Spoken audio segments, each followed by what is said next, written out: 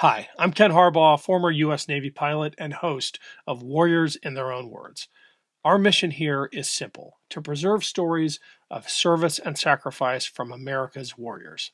Through archival interviews with veterans from World War II up through modern day conflicts, we present firsthand accounts of what it takes to defend a nation. This is the unvarnished, unsanitized truth from those who lived it. This is Warriors in Their Own Words. I was very concerned about that seaborne invasion making it. That was on my mind. I said, God, I hope these guys can get on that beach and get insured, because we needed them to protect us as well because we knew there was a lot of German armor in there. And paratroopers don't have the equipment to fight German armor.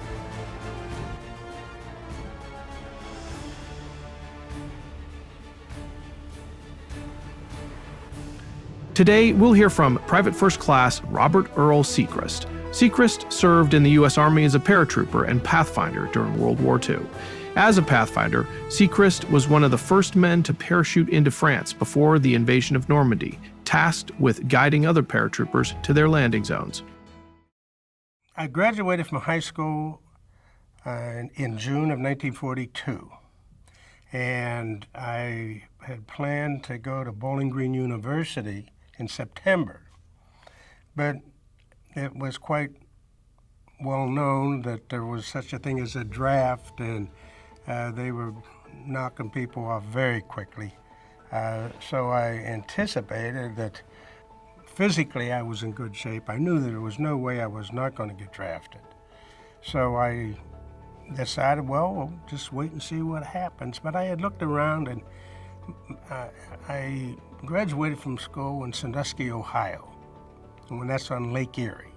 And I was always around water. And most of my friends ended up at Great Lakes in the Navy. I even had a brother that was in the Navy, also one in the Navy Air Force, brother-in-law in the Navy. They all seemed to pick the Navy for whatever reason. I was a little skeptical about the Navy. I always had that feeling, I can swim 2 miles to ground, there's surface of water, and 2 miles down there's land. But it's 1,000 miles crossed, and I was always a little bit leery. I wanted to be able to, hey, if you had to get the hell out of someplace, the time was not in the Navy, because you couldn't go very far.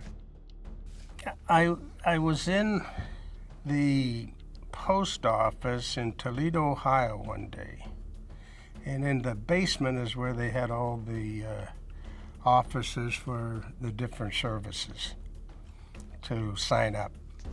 And in the hallway there was a picture of a guy going out of a door of an airplane, and there was a picture of Uncle Sam beside it saying, "I want you." And if you remember, all the other billboards said, "I need you."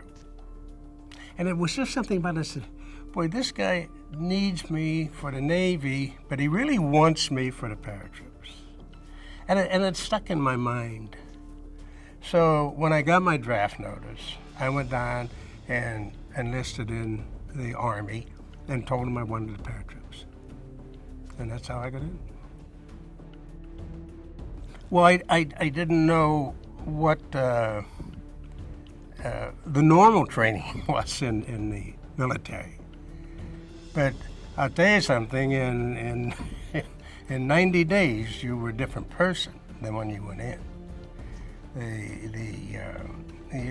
They did a wonderful job as far as I was concerned in the mental attitudes of the individual. And myself, I was kind of a person to go along with the crowd. But in the paratroops, they taught you don't go along with the crowd unless you know why. They instilled in that into you an attitude of, hey, we need good people, and good people have to do good things. And we think we can turn you into a good person if you're not already one. And that's basically the mental attitude that they give you. They told us we could go into town and whip 4 Marines anytime we wanted to. Now, I'll tell you, I went to Atlanta one time, and that wasn't true. so the Airborne just instilled a feeling of camaraderie that was not in any other service that I knew of. This all started back in December, either late November or early December of '43. And at retreat or reveille or whatever the occasion was, they announced that they were looking for a selective few to join. They didn't say Pathfinders. They didn't come out and say, yeah, we want you to join Pathfinders. Everybody knew what a Pathfinder was. But they wanted you, they said that they had a special program and they were looking for some volunteers. And volunteers in the service is sort of a bad word. That's how we got into the paratroopers, as volunteers. So there was not too many people volunteered. And as time went on, a week or two, they kept putting the pressure on. So a couple of my friends and I were in a beer garden one night having a few beers, and we decided, well, let's, we were talking about, everybody talked about it. What are these volunteers, what do they want? And tremendous amount of rumors. Oh, we're going to send in some paratroopers into Norway. There was always some place picked out and it was always in the European theater of operation. We never figured we were going to go to the Pacific, and so it got to a point where our curiosity perked, and we decided among 3 or 4 of us, well, let's enlist or let's volunteer, and if we don't like it, we can screw up and get kicked out. Roughly they wanted 120 people. And this was to break down into various sticks of 12 men each. And they wanted 3 sticks. We didn't know about drop zones or anything. This all ultimately came out, that we had 2 flights going into a drop zone and 3 sticks with that each flight. So the idea was that somewhere along the line, you're going to lose some people in the training and jumps, and people were injured. People decided they didn't want to continue with the program. So, but ultimately, we did have our 120 people, and we all did our training and were qualified, I'm sure, to do the job. The Pathfinders and the paratroopers go to battle on airplanes. The Marines go to battle in boats, landing craft. But once you're there, it's basically the same, with the exception that there is a distinct difference in paratroopers, because they automatically land behind the enemy lines. They are exposed in 360 degrees battle, where the Marines or Army landing on a beach, they have their battle in front of them. We could never turn our back because our back was the front. So that's the unique difference. The key to the whole program, as the way I saw it, was that each team had to be coordinated. Each team had to work in unison. And when one man's job was done, the other man started. The training itself, what it consists of was, as everyone knows, I'm sure, is that we would parachute into an area, and hopefully we were dropped in the right area, and we had sufficient ground areas that we could set up drop zones and bring troops in without them being endangered with Rommel spaghetti and all these anti-personnel mines and such as that they put in those fields to combat paratroops. But we had a Eureka-Rebecca system. The Eureka system was on the ground. It was a radar-type system that would transmit to the planes, the lead plane, that had the Rebecca system in it. And what it would transmit was the name or number of the drop zone. We had a drop zone D, and it flashed Morse code out in D.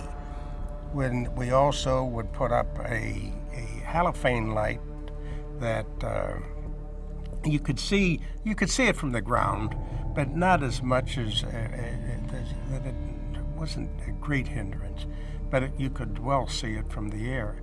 And we would make a T out of those lights. And at the end of the T, at the bottom of the T, the light there would also transmit in Morse code the D for the drop zone D, or A or C or whatever. Then as the planes flew down the light, they would hit the crossbar. The green lights would go on in the plane, and the paratroops would come out of the plane and scatter out in front of us.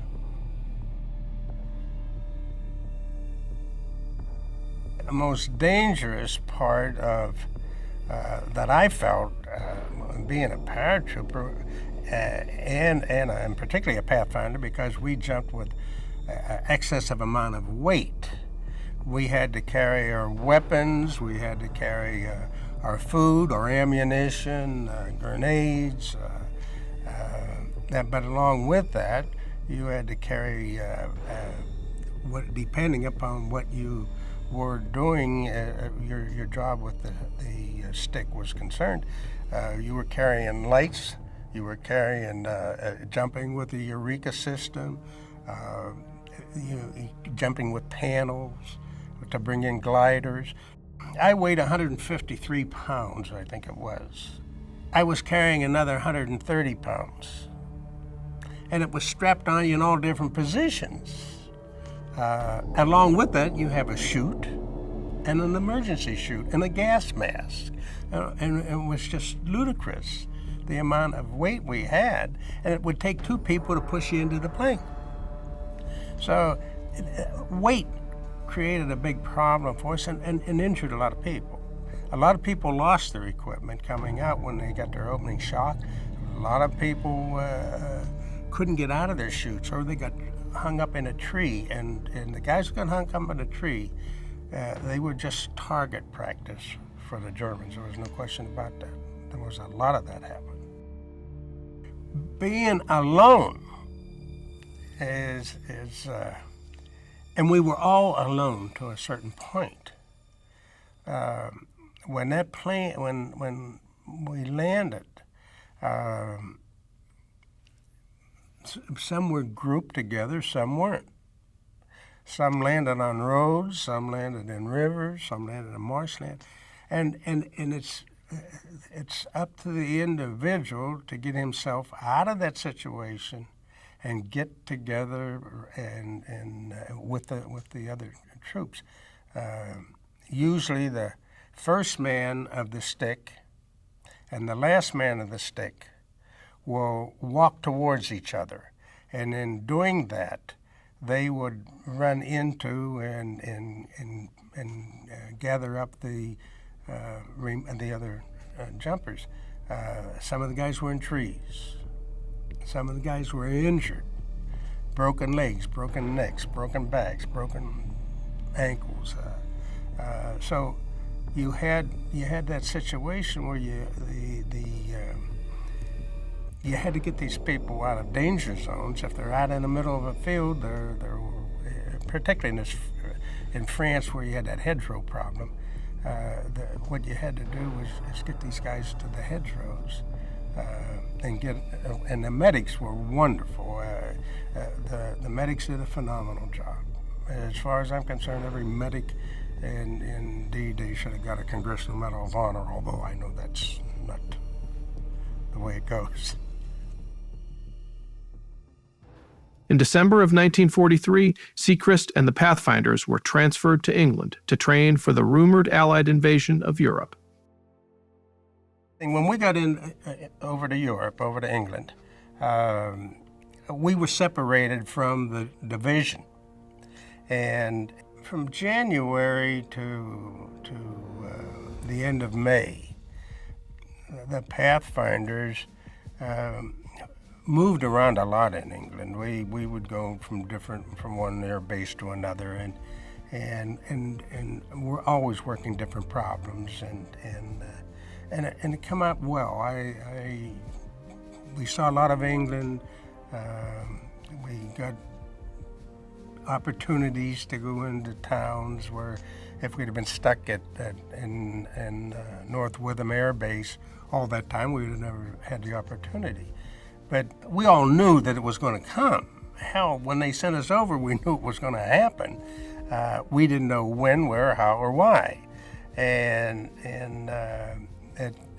I think about the middle of May, things all of a sudden started to get very tight. You could feel the tenseness. I don't know whether tight is the word, but you could feel the pressures. The pressure was coming on. And it was around June 1st when all of a sudden we were at the air base. We had access to the whole air base in North Witham, but I think around June 1st, all of a sudden, barbed wire went up everywhere, and we were in. And that immediately told us, hey, the time has come. All through that period of time, those first 6 months or first 5 months in England, there was always the rumor mill, and everyone had some story to tell at every meal or whatever we were doing. There was always a rumor come down. We knew we were probably going to go into France. Norway always come up for some reason. I never can understand that. But we knew we were going to go into France. We were concerned that we might get stuck in there, and of course all this propaganda about Rommel building the wall, the Atlantic Wall.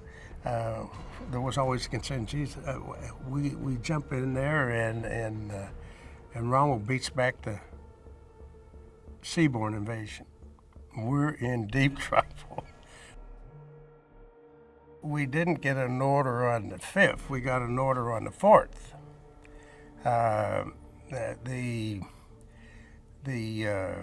We were told that the invasion's coming off. They had wonderful meals for us on the 4th. Any kind of food, any kind of fruits, vegetables, it was all there. And the night of the 4th, we went down to the hangars, got our equipment, picked up our chutes, and we were sitting there waiting the order to load up. And we waited and waited and waited, and then finally a light aircraft landed at the base, and I think it was a first lieutenant, if I remember right, came over and delivered he had a satchel with a chain on it cuff to his wrist.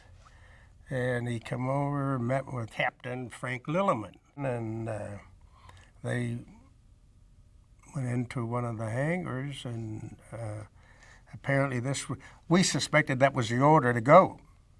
But Lilliman come out of the hangar and told us to stand down, that we weren't going that night.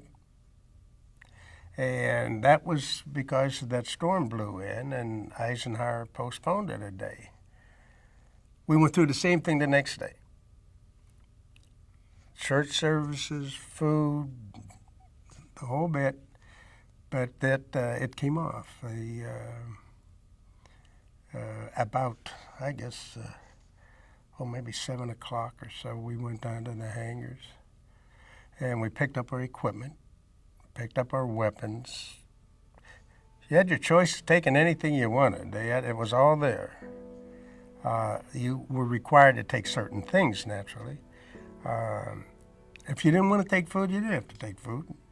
And one of the guys one of the fellows was saying,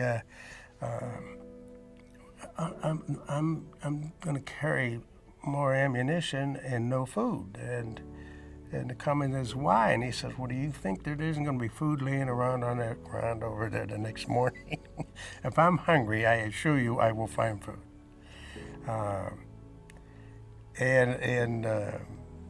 The whole atmosphere was, let's get this show on the road. I think the fact that the night before, on the 4th, that it didn't come off was a great feeling of relief in one sense, or oh wow, you know. But on that same basis, there was a lot of disappointment in it, because the guys were so primed and they were trained to the razor's edge. There's no question about that. And they said, look, we've all these years we've been working for this moment. Now let's get this moment on. Time-wise, I guess it was around 8:30, 9 o'clock. We were putting on our equipment. We had camouflage grease and all that to get smeared on us, and everybody laid out their own equipment. They had a lot of brass there, and camera people, photographers, and they took pictures of all the sticks in front of their plane. And through that whole period of time, what I was thinking more or less, I wonder what this is going to be like. You know, I was thinking, are they going to be waiting for us? Or is it going to be a walk in the park, or what? I was questioning what the outcome was going to be before we even started. And I was very concerned about that seaborne invasion making it. That was on my mind. I said, God, I hope these guys can get on that beach and get inshore, because we needed them to protect us as well, because we knew that supposedly, at least, there was a lot of German armor in there. And paratroopers don't have the equipment to fight German armor. A tank, the best we have is a bazooka, and they bounce off. I've seen them bounce off of those German Mark 8s, and so my concern is that seaborne invasion made it. Did you think you were going on a suicide mission, or no? It seemed like. Well, I'll tell you what. In Boston Harbor, December, whenever it was, middle of December, when we boarded the ship to come over, The colonel of our regiment was standing there passing out return tickets. And I think that did more for the morale of our people. I still remember that. I remember that many times before we went into France. I could remember that hey, the colonel gave me a return ticket. I don't know whatever happened to it, but I had a return ticket going back, so I wasn't too concerned. There wasn't a man there that didn't want to go. I remember right down from where my plane was, and we were getting loaded up. There was a lot of Air Force top brass, and this one Air Force officer, I believe he was a bird colonel, made the comment. He yelled over to us, "I'll trade you places for the night." And we all started taking our shoes off. And I'll guarantee you, we would have never completely taken our shoes off because we were not going to trade our places under any circumstances. A lot of the guys, a lot of the Air Force personnel there, and they were wonderful, absolutely wonderful people. And those guys had a tough battle too, but they told us, "I wish we could go with you. I wish we could go with you." And of course, the old proverbial "kill one for me," and stick that knife in that, you know what, and all those things was just American, and typically American morale boosters for the guys going out. And there should be no question in anybody's mind that the Pathfinder unit was it was tops. It was tops. We left and it was around 9:30, quarter to 10. I had received a Bulova wristwatch from my mother when I graduated from high school. That was one of her gifts to me, and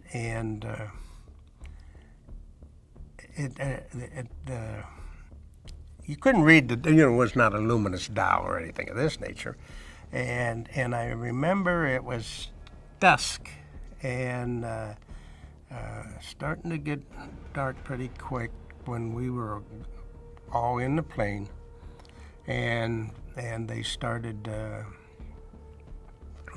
pulling out into the runway and taking off. And of course, we circled around until they built the formations together, and then we started down England, over England, and it seems to me, I think I think our plane was one of them that kind of dipped and buzzed the field a little bit, and wagged their wings over the little towns as we were going, the hamlets, villages. When we were in a plane and we were crossing the channel, we were over water at the time, and we were very low, probably 300 feet or in that area. One of the guys said, "We're jumping at they told us we were going to jump at 400 feet. And he's saying, "We're jumping at 400 feet. Why do we have emergency chutes on? If that chute doesn't open at and you come out at 400 feet, the first 78 feet of any jump is taken up in the static line and the risers opening the chute. You've used up 78 feet right there, and you're falling like a rock." So the idea of being able to open up an emergency chute was a little ludicrous. And so the word came around, hey, if you don't want to take your emergency chute, jump with it, take it off. Well, then the question come around, what the hell are we carrying gas masks for? Nobody's used gas in this war. Maybe the Japanese on an island or two somewhere, but certainly the Germans were not going to use gas on us because they knew the repercussions would be horrendous. So if you don't want to take your gas mask with you, take it off. So the next thing, we're flying over all these ships in the channel. And here out the door of our plane, everybody's throwing their chute and their emergency chute and their gas mask. And I've often thought, what did those people think on those ships when they saw all this stuff coming out of the plane? But then I guess we were in the air about 2 hours.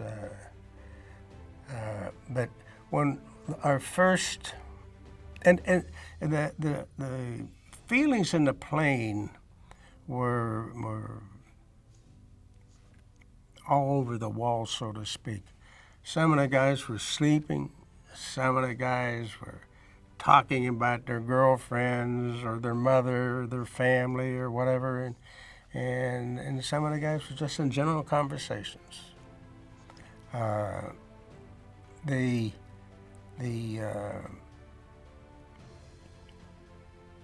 One of the things I think that created a problem for a lot of us was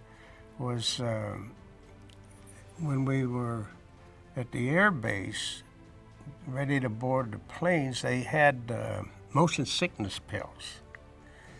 And they told everybody, take a motion sickness pill, and it'll kind of relax you, supposedly, and everybody took it. But a lot of guys went to sleep. And I had heard many times afterwards about guys that when they landed, they just crawled into a hedgerow and went to sleep.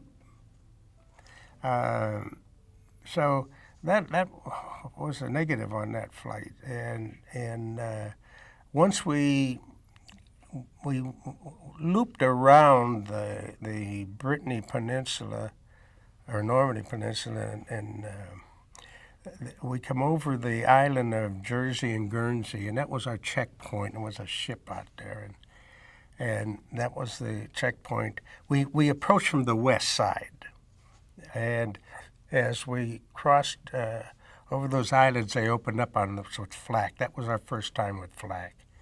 And right after we passed their island, then we're on to the French coast. You actually hear the explosions, and the pilots did a pretty good job of maneuvering around the flak burst, but